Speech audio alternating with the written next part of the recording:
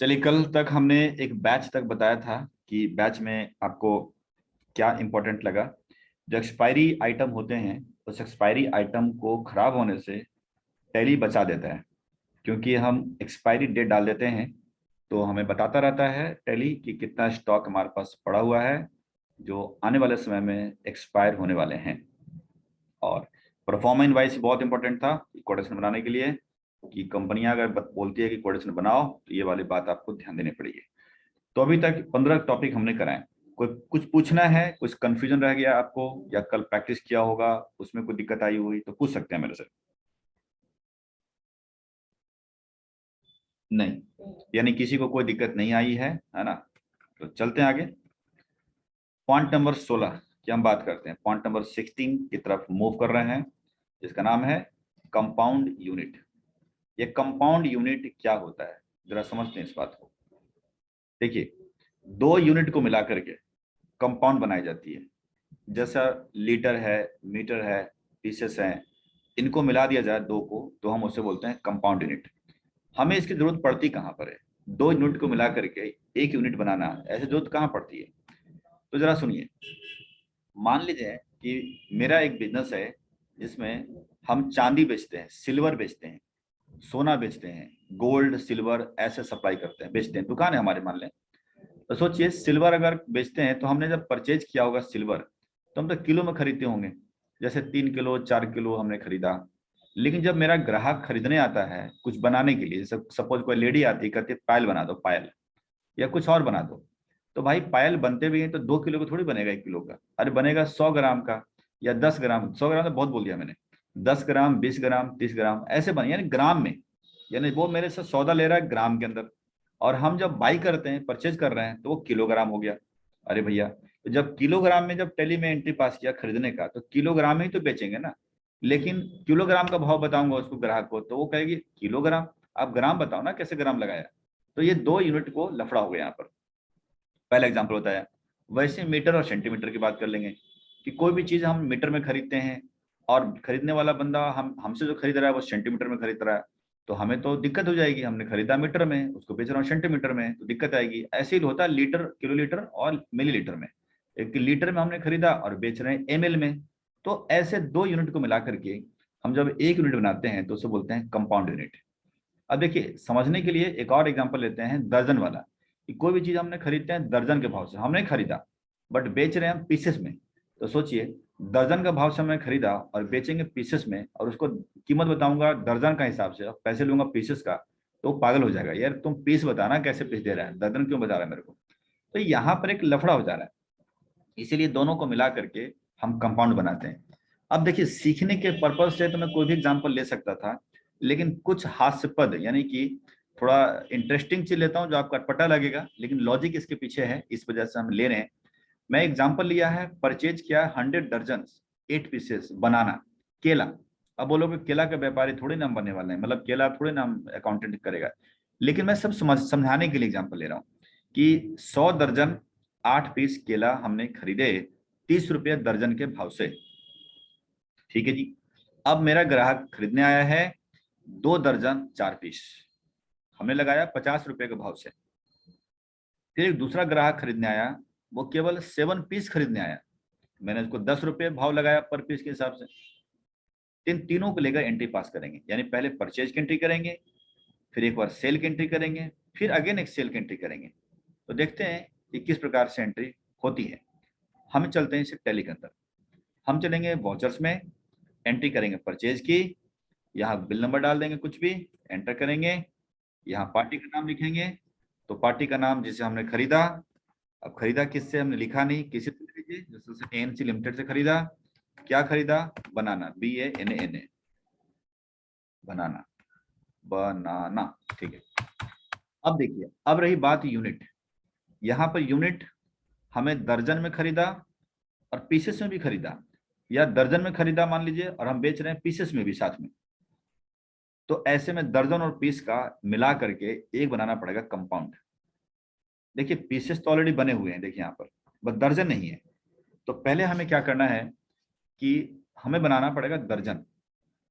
Alt C करेंगे और DOZN, दर्जन।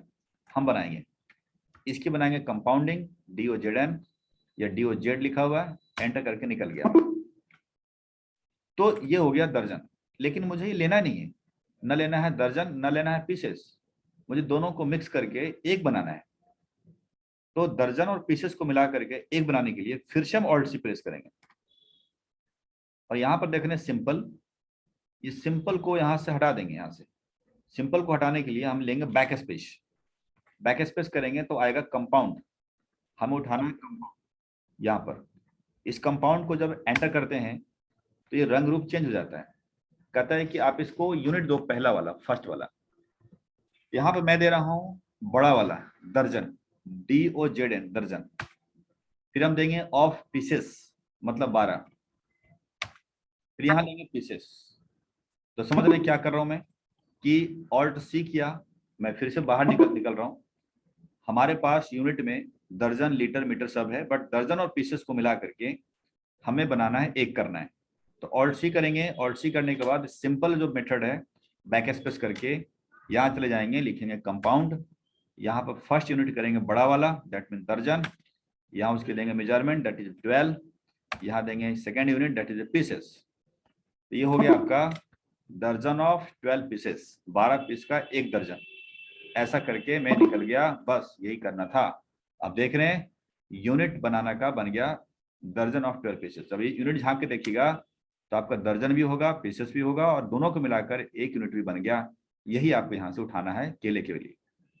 बस एंटर करके निकल जाइए और कुछ नहीं करना आपको, यही मेन बताना था।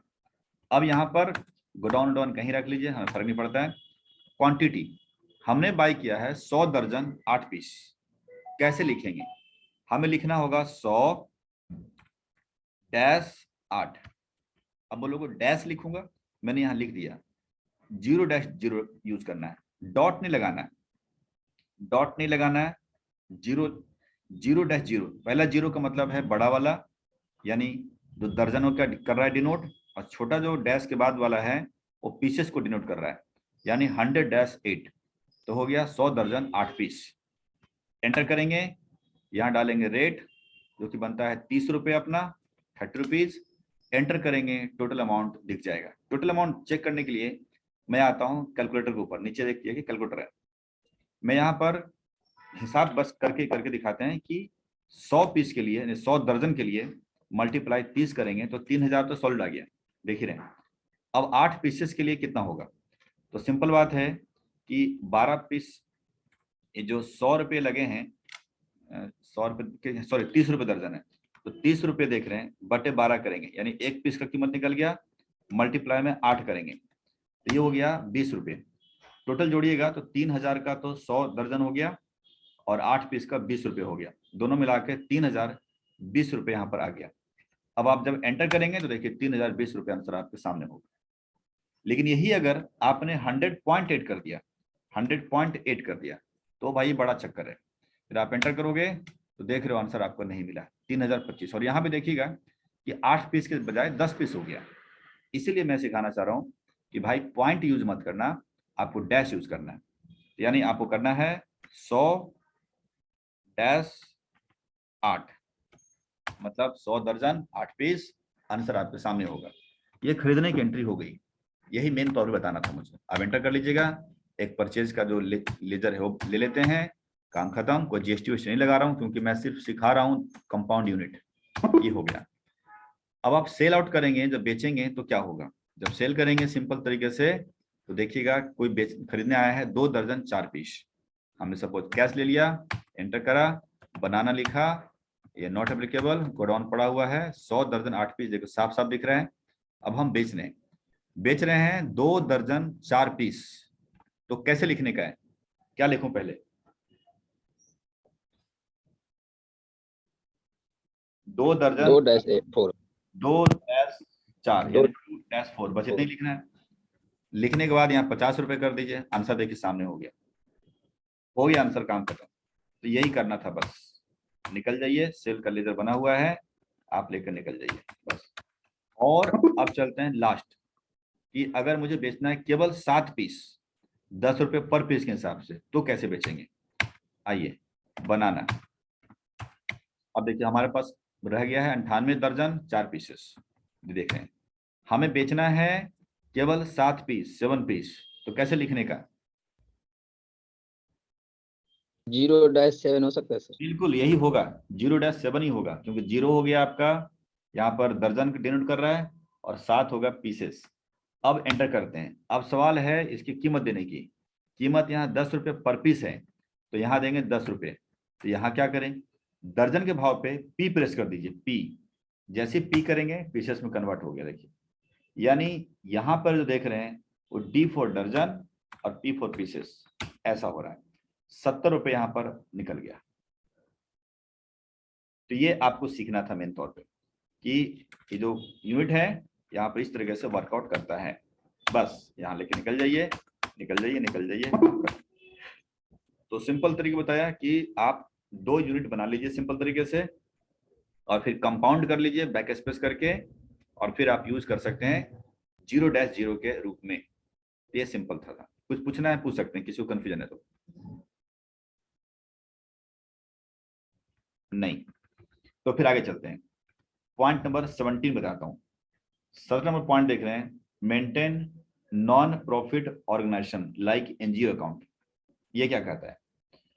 देखिए, एनजीओ, एनजीओ का नाम सुना होगा, यानी समाज सेवा का काम करना। अकाउंटिंग वहां भी होता है भाई। जैसे आपने पढ़ा होगा पहले बचपन में, पढ़ा होगा income and expenses account, receipts and payment account. यानी एनजीओ लोग क्या करते हैं, अपना पैसा आना और जाना सिर्फ दिखाते हैं।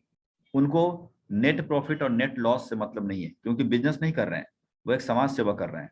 उनके पास डोनेशन आता है, दान आता है पैसे के रूप में, और फिर वो खर्च दिखाते हैं कि ये दान इतना आया और इतना जहां जहां खर्चा हो गया।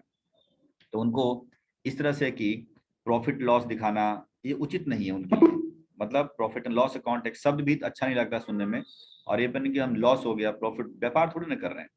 तो भैया क्या उसके लिए दूसरा टैली है क्या? ये टैली नहीं है उनके लिए ना, टैली यही है। बस एक ऑप्शन आप यूज करना है, और ऑप्शन जैसे ही यूज करेंगे प्रॉफिट एंड लॉस अकाउंट का नाम बदल जाएगा। इसका नाम हो जाएगा इनकम एंड एक्सपेंसेस अकाउंट। और अंदर जब घुसेंगे तो नेट लॉस की जगह पर आपका excess of expenditure over the income, यानी इनकम के बजाय खर्चा ज्यादा हो गया ऐसा दिखना चालू हो जाता है। ये कैसे संभव है, कहां जाके करेंगे? तो सुनिए, थोड़ा अंतर है। ईआरपी के अंदर F11 के F1 में ही ऑप्शन मिल जाते हैं, बट प्राइम के अंदर आपको ऑल्टर करके पीएल लेजर को ऑल्टर करेंगे वहां मिलेगा ऑप्शन को, प्राइम के अंदर। इसलिए मैंने यहां लिख दिया है कि प्राइम में कहां मिलेगा, और ईआरपी में मिलेगा F11 के अंदर। तो अभी चलते हैं प्राइम। प्राइम के अंदर ऑल्टर में जाएंगे, इसके बाद जाएंगे लेजर के अंदर, प्रॉफिट एंड लॉस अकाउंट के अंदर, और उसके अंदर देखिएगा एक ऑप्शन आपको नजर आएगा, use as income and expenses account. उसे यस करेंगे, कंट्रोल ए करिएगा, काम खत्म। अब देखेंगे बाहर में नाम बदल गया, पीएल अकाउंट के बजाय यहाँ पर आ रहा होगा इनकम एंड एक्सपेंसेस अकाउंट। जब एंटर करेंगे अंदर घुसेंगे, यहाँ देखिएगा आएगा excess of expenditure over the income. यानी जनरली नेट लॉस बोलते थे, लेकिन अब इसे बोलेंगे excess of expenditure over the income. बस इतना ही। इसका मतलब है कि अगर कभी शायद संजोग अगर आप एनजीओ में नौकरी करने को मिल जाए, अकाउंटेंट तो कहीं भी हो सकता है ना भाई, अकाउंटेंट तो भगवान की तरह है, सर्वे सर्वा कहीं भी जा सकता है। तो अगर एनजीओ के अकाउंट मेंटेन करना चाहते हैं, और अगर एक पूछ दिया कि एनजीओ के अकाउंट कैसे मेंटेन करोगे यार, तो बोलोगे सर अकाउंट मेंटेन के लिए कोई नया तीर कमान नहीं चलाना है मुझे, वही वाउचर वही सब कुछ करूंगा मैं, टेंशन मत लीजिए। बस अंतर इतना ही आएगा कि जो प्रॉफिट एंड लॉस अकाउंट बनता है उनके जगह पर इनकम एंड एक्सपेंसेस अकाउंट बनेंगे, और अंदर में जो नेट लॉस दिखाई जाती है, नेट प्रॉफिट होता है, उसके बदले excess of expenditure over the income in the case of loss, और in the case of profit ऐसे होगा excess of income over the expenditure. ये लैंग्वेज बदल जाता है, और बाकी सर कोई अंतर नहीं है, वही डेबिट वही क्रेडिट पूरी दुनिया चलाती है, हम भी वही चलाएंगे, बट ये रिपोर्टिंग अंतर आ जाती है। बैलेंस शीट में भी देखिएगा कि कोई भी अंतर नहीं है, जो लायबिलिटी एसेट का नाम वही वही रहना है, वहां कोई चेंज नहीं होता है, सेम टू सेम। इसका मतलब समझ में आ गया कि अगर हमें एनजीओ का अकाउंट संभालना हो तो छोटा सा ट्रिक है, उसको अपना करके संभाल सकते हैं। कोई क्वेश्चन? नहीं। तो जरा पॉइंट नंबर 18 लेके चलते हैं। पॉइंट नंबर 18 हमने बताया शॉर्टकट की। शॉर्टकट की मतलब ऑल्ट सी, कंट्रोल इंटर, ये इंटर, ऑल्ट F1, ये वो सब जितना पढ़ाई करा, मैं यहाँ पर कोई लिस्ट आपको नहीं दे रहा हूँ, बल्कि मैं कह रहा हूँ आप खुद लिस्ट बनाइए, खुद बनाइए, alt C, control enter, alt F1 ऐसा बनाइए। क्योंकि लिस्ट बना के दे दूंगा, रट्टा मार लोगे, उससे कोई फायदा नहीं है। आपने खुद से लिस्ट बनाएंगे, सेशन 1 में पढ़ा, 2 में पढ़ा, 3 में पढ़ा, लेवल 1, लेवल 2, सेशन 11 चल रहा है, हर में कुछ ना कुछ शॉर्टकट की हो रहे हैं, उसका लिस्ट बनाइए, अच्छा रहेगा। जैसे क्यों नहीं दे रहा हूं मैं, इसका आंसर है, मुझे जरा बताएंगे कि ऑल्ट F1 का क्या काम है टैली के अंदर? ऑल्ट F1 का क्या काम है? कंपनी डिलीट करना। Alt F1, shut the company, sir सड्डा company, shut the shut the company, company, shut the company, shut company यानी कंपनी बंद करना, यही ना? Yes sir. अच्छा, मैं अगर ये देखो यहाँ लगा रहा हूँ ऑल्ट F1, तो कहाँ बंद हो रहा है? सर गेटवे ऑफ टैली में जाके। देखो, तो ये इसका मतलब पोजीशन समझ रहे हैं कि भैया ऑल्ट F1 में लिख दूं मैं कि शट कंपनी, और रट्टा मार लो, पता चलता हर जगह शट कंपनी कर रहे हो, नहीं हो सकता ना भाई। हर की पोजीशन है कि वो कमांड हम कहाँ यूज कर रहे हैं, डिपेंड करता है। समझ रहे बात को? इसीलिए आप उसको बारीकी में जो जो पढ़ाई करी आपने सेशन 1 से लेकर लास्ट तक, उनको आप देखिए कि किस कमांड पे क्या काम होता है। दूसरा एग्जाम्पल पूछता हूं मैं, ऑल्ट सी का क्या काम है? ऑल्ट सी का क्रिएट, मतलब लेजर बनाना, यही करना चाहते हो ना? जैसे वाचर में गए, Yes. सर हाँ, ऑटोमेटिक कैलकुलेटर भी ऑन होता है। समझ में आ रहा होगा? इसका मतलब है कि यहाँ पर पार्टी नाम बनाना है तो ऑल्ट सी कर लीजिए, देखिए बन गया, लेजर बना सकते हैं। और अगर यही चीजें अगर हम अमाउंट में आते हैं, मान लीजिए कि अमाउंट में आ रहे हैं यहाँ पर, तो यहाँ पर ऑल्ट सी प्रेस करेंगे तो क्या होगा, सीधा आएगा कैलसी पे, और हमारा कैलकुलेटर यूज कर लेंगे। तो देख ही रहे हैं, कमांड एक ही है, एक ही कमांड को कई जगहों पे इस्तेमाल किया जा रहा है। तो मैं अगर आपको लिस्ट बना के दे दूं तो आपके लिए कोई फायदा होने वाला नहीं है। इसलिए आप इसका लिस्ट खुद ब खुद तैयार करें, मेहनत करिए, एक जगह लिस्ट बना लीजिए, 2 पेज में बन जाएगा मैक्सिमम। क्या होगा, वो आपके लिए सॉलिड हो जाएगा लाइफ टाइम के लिए। बना के दे देना मेरे को, डन। आगे चलता हूँ, काम खत्म। अब आप बात करते हैं ऑप्शनल वॉचर की तरफ। ये क्या होता है? देखिए, ऑप्शनल वॉचर है, नाम से लग रहा है ऑप्शनल, ऑप्शन। इसका सिंपल शब्दों में एक ही इस्तेमाल है कि अगर किसी भी एंट्री का इफेक्ट को अपने अकाउंट में नहीं दिखाना चाहते, मतलब एंट्री तो हो गई है लेकिन चाहते नहीं हो कि वो दिखे, तो ऑप्शनल वॉचर को दबा दीजिए। बताते हैं कैसे। जैसे पहले तो आपको ये इनकम वाला ना हटा देता हूँ, इनकम एक्सपेंसेस कहाँ से हटाएंगे? ऑल्टर में जाएंगे, लेजर में जाएंगे, पीएल में जाएंगे, और पीएल में जाने के बाद आप यहाँ पर इनकम वाले को नो कर दीजिए। लीजिए, नॉर्मल हो गया, पीएल बन गया। अब बताते हैं, पीएल अकाउंट में आ गया, प्रॉफिट एंड लॉस अकाउंट में आने के बाद यहाँ से देख रहे हैं 250 रुपए का कुछ सेल नजर आ रहा है मुझे। यहाँ पर एंट्री है, चेक कर, अरे 250 रुपए का अंदर भी है, 186 रुपए का है अंदर में, और 64 रुपए का भी है। तो मैं 186 रुपए का जो एंट्री है, अरे रे इसके अंदर भी है। चलो यार एक काम करते हैं, इसके अंदर पूछते हैं। अच्छा, इसके अंदर एक ही एंट्री है, ठीक है, इसका ऐसा करते हैं, 7056 जो एंट्री हो रखी है, मैं चाहता हूं ये जो एंट्री है इसका असर प्रॉफिट एंड लॉस अकाउंट पे छुप जाए, हट जाए, डिलीट ना हो, हाइड हो जाए, छुप जाए, और मेरी मर्जी बाद में ले आऊं। ऐसा क्यों करना चाह रहा हूं? क्योंकि इस एंट्री में मुझे कोई दिक्कत आ रही है, मुझे लग रहा है कोई गलत है। तो बॉस आएगा या सीनियर आएगा तो मुझसे बात करके उससे पूछ लूंगा कि सर इसमें कुछ ऐसा ऐसा करके, तो बोलेगा नहीं यार ठीक है ठाक। जब कहेगा तो मैं उसको इफेक्ट में ले आऊंगा।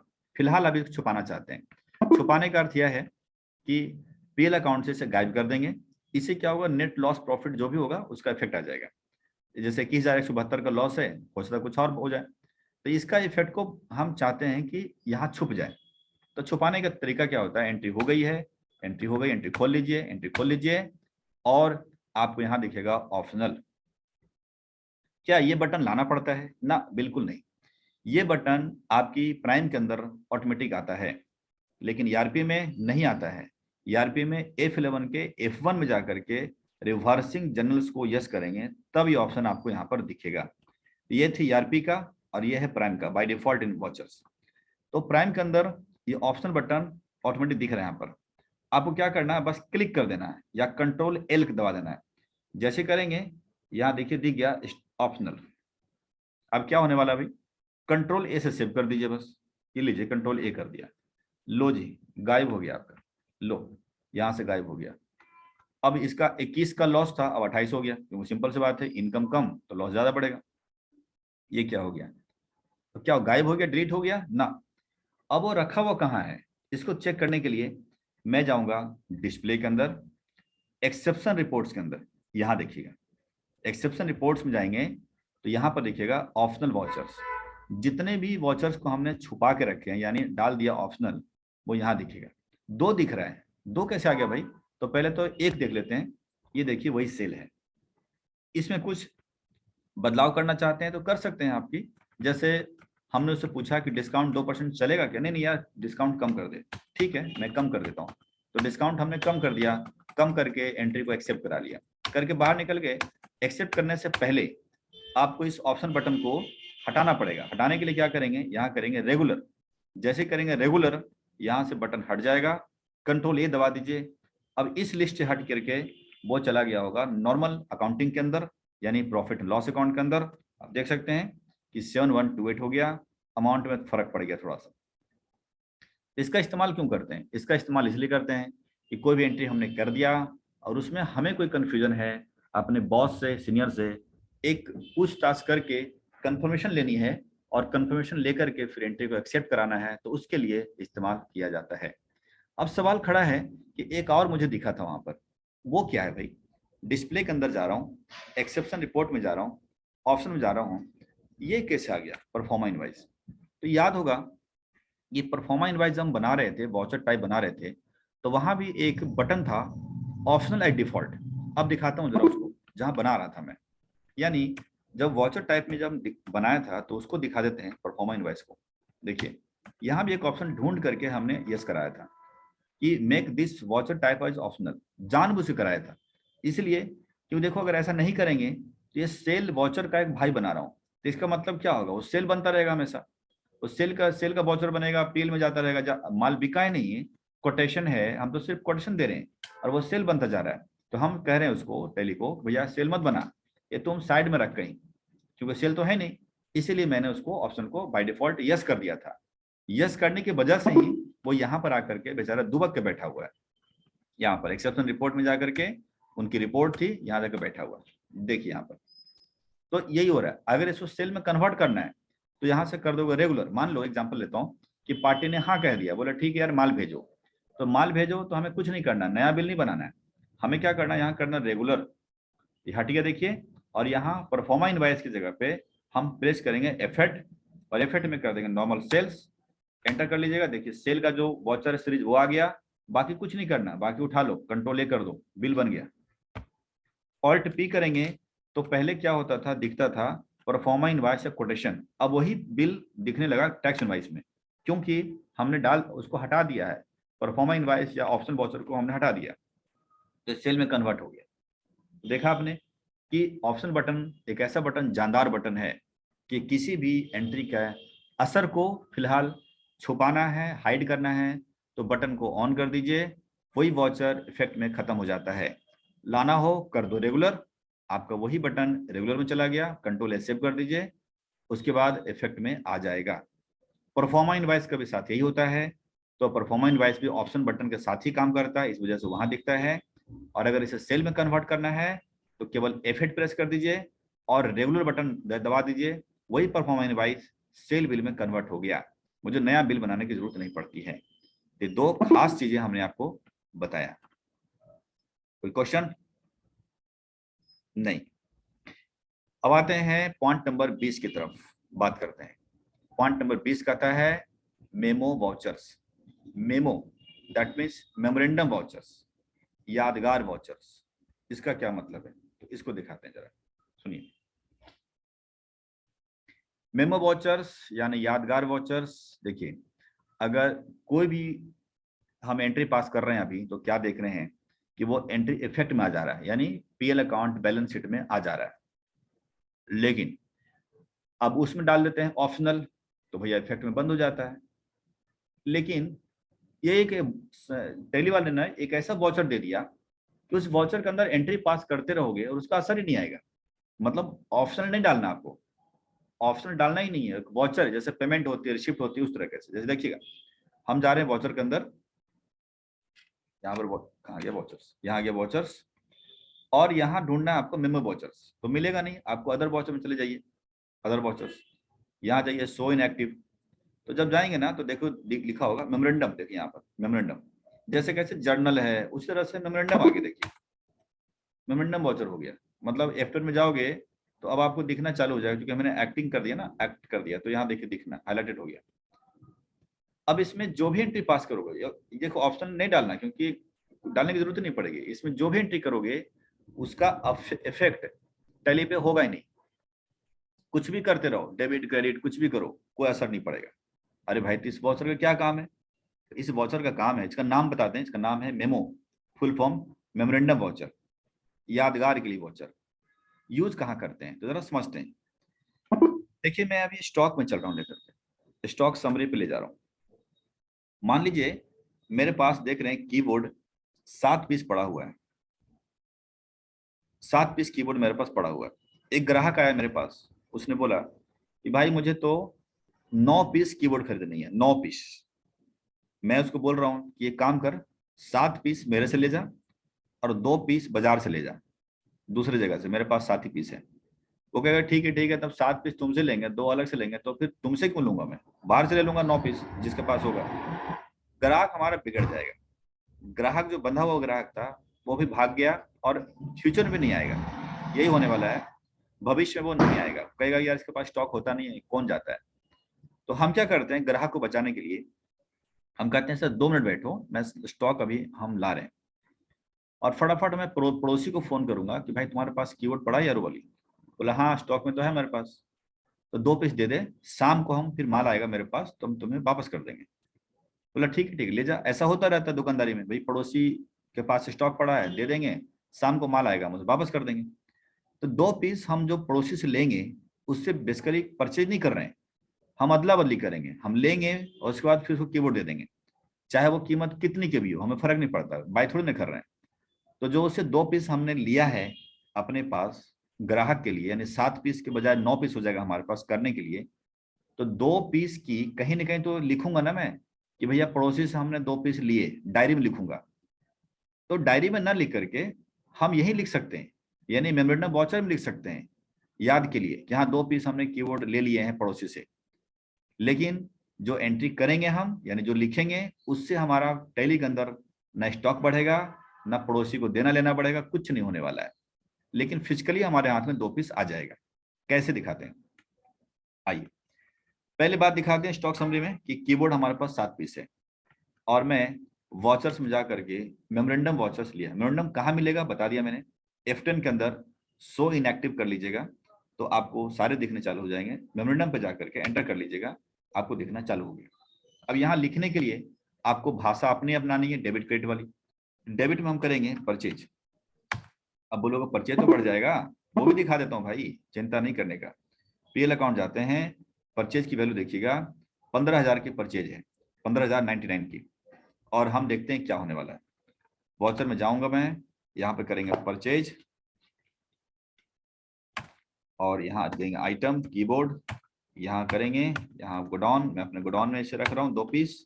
रेट कुछ भी डाल दीजिए, 200, 500, 600, क्योंकि हमें रेट पर तो कुछ बात ही नहीं करनी है। 750 रहा तो वही डाल दो, कोई बात नहीं, वही डाल देता हूँ। डाल दिया है मैंने 1500 रुपये। हम करेंगे क्रेडिट जिससे लिया है, चलो नाम दे दिया पड़ोसी, और सन्ड्री क्रेडिटर हो गया, कुछ ना कुछ तो डालना ही पड़ेगा ना, क्रेडिटर हो गया, काम खत्म। लीजिए भाई हमारे पास न्यू रेफरेंस, सब कुछ बढ़िया से हो रहा है, ऐसा लग रहा है जैसे एंट्री कर रहा हूँ मैं, लेकिन हो कुछ नहीं रहा है। एंटर कर लेंगे, हो गया, एंट्री खत्म। लेकिन जब हम चेक करते हैं पीएल अकाउंट के अंदर तो देखिएगा परचेज वहीं वहीं पड़ा हुआ है, 15,099 रुपये। स्टॉक पड़ गया होगा शायद, देखते हैं स्टॉक वही 7 पीस के बजाय 7 पीस, लेकिन हाथ में तो 9 हो गया मेरे पास क्योंकि उससे 2 पीस लाया। अब 9 पीस हो गया तो हम बिल रेज कर सकते हैं सामने वाला पार्टी को, जो हमारा ग्राहक है। बट पड़ोसी का जो आया हुआ सामान है उसकी एंट्री कर दिया, बट हमें कोई फर्क नहीं पड़ा।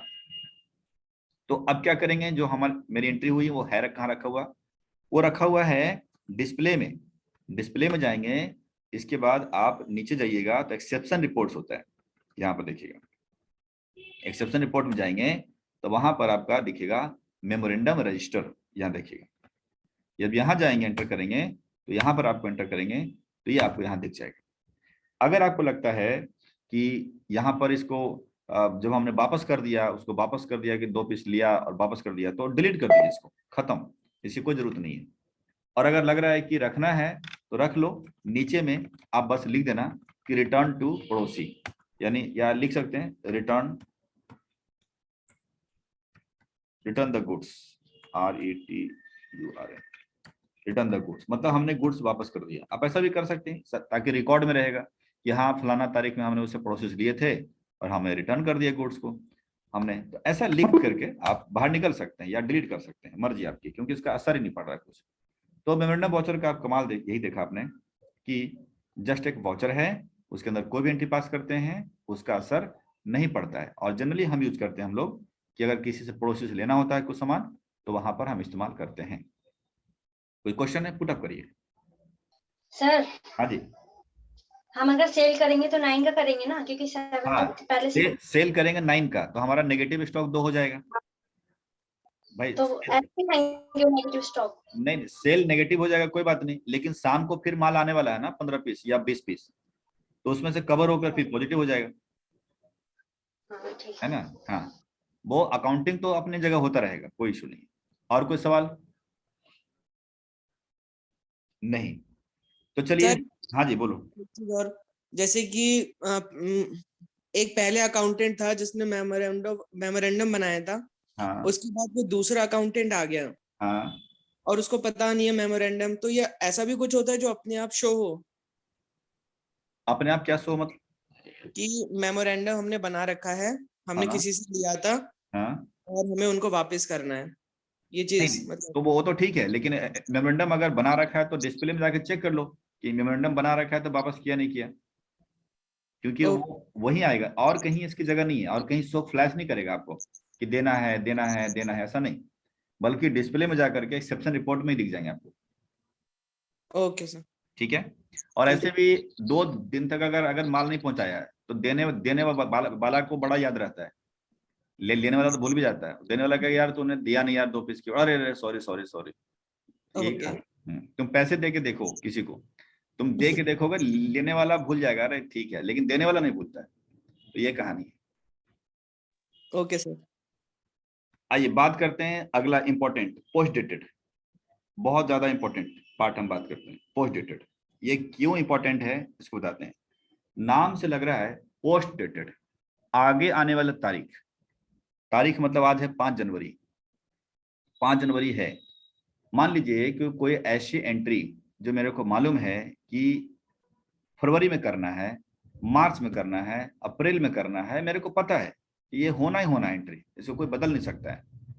तो हो सकता है कि उस वक्त मेरे को याद न रहे, भाई अभी नहीं होना है, वो होना फरवरी में है, मार्च में होना है, और फरवरी में हो सकता है उस तारीख मुझे याद न रहे, तो ऐसी दिक्कत आ जाती है। तो फिर नहीं याद होगा तो गड़बड़ है, तो उसको आज ही कर दो ना, उसकी एंट्री आज कर दो, वो तारीख लगा करके, फरवरी का तारीख लगा करके, मार्च की तारीख लगा करके।